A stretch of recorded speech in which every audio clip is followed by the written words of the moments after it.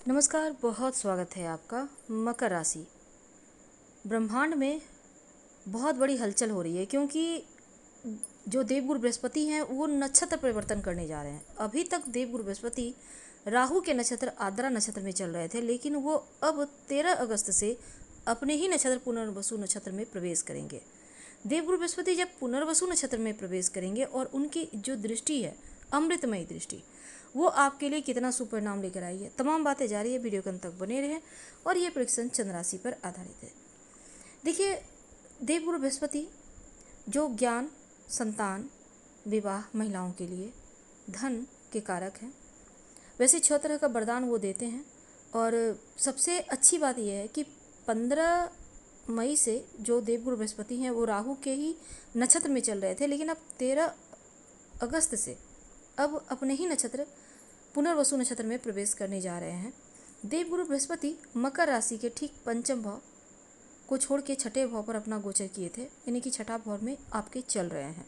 तो छठे भाव में देवगुरु बृहस्पति बैठेंगे तो देवगुरु जहाँ बैठते हैं ना, उस घर का नाश करते हैं और उनकी जो दृष्टि है जहाँ जहाँ जाती है उस घर को बढ़ा देते हैं, फल को बढ़ा देते हैं। अब छठा घर क्या है? रोग, चोट, ऋण, कर्जे, शत्रु का है।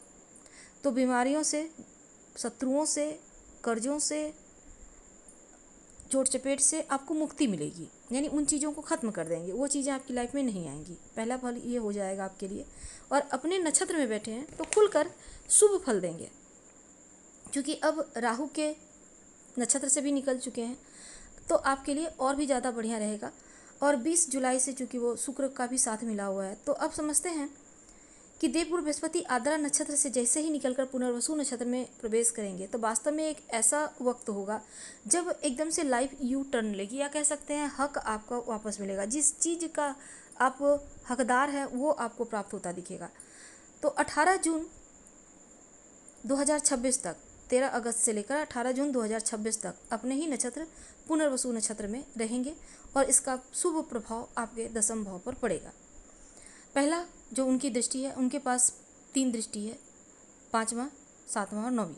तो उनका शुभ परिणाम दसम घर पर पड़ रहा है। करियर के स्थान पर उनकी दृष्टि है। तो गुरु के पास, क्योंकि यहाँ पर जब वो दृष्टि दे देंगे तो क्या होगा, दसम घर एक्टिव हो जाएगा आपके लिए और यहाँ पर आपको सपोर्ट मिलना शुरू होगा शनिदेव का भी। शनिदेव हालांकि देवगुरु बृहस्पति के घर में मीन राशि में है, तो ऐसे में यहाँ पर स्थिति जागृत हो जाएगी और ख़राब नहीं करेंगे। शनिदेव का भी फल आपको बढ़िया मिलेगा। हालांकि आपके राशि के स्वामी भी हैं शनिदेव। और राहु जो है 9वें भाव पर इनकी दृष्टि पड़ेगी, 9वीं दृष्टि से राहु को भी देखेंगे। तो अब यहाँ पर क्या होगा, राहु का जो साथ है वो आपको मिलेगा, राहु का नकारात्मक प्रभाव समाप्त हो जाएगा खुलकर।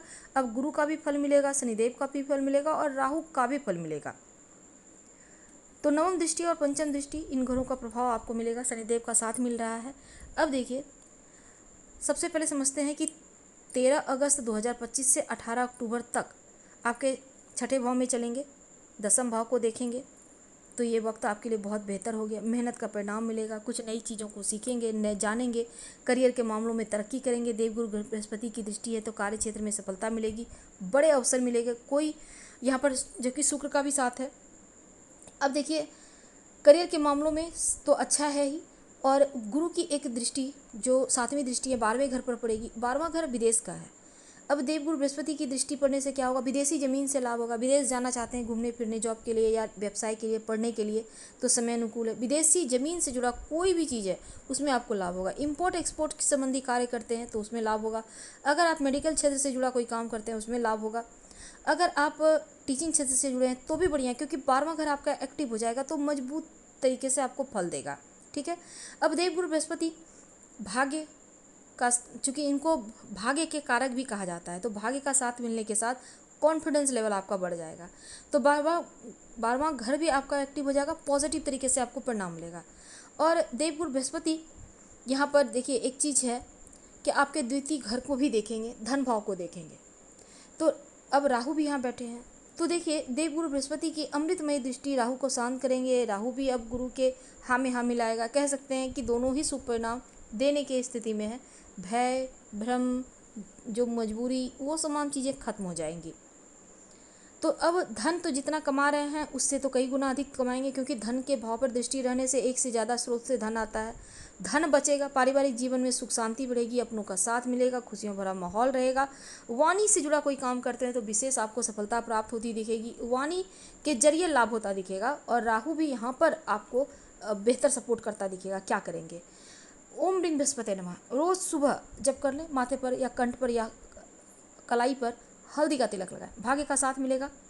तो तीसरा घर में देव, यहाँ पर शनिदेव बैठे हैं, वो भी एक्टिव हो जाएगा। अब शनिदेव भी शुभ फल देंगे। हम आपसे विदा लेंगे, धन्यवाद, फिर मिलेंगे।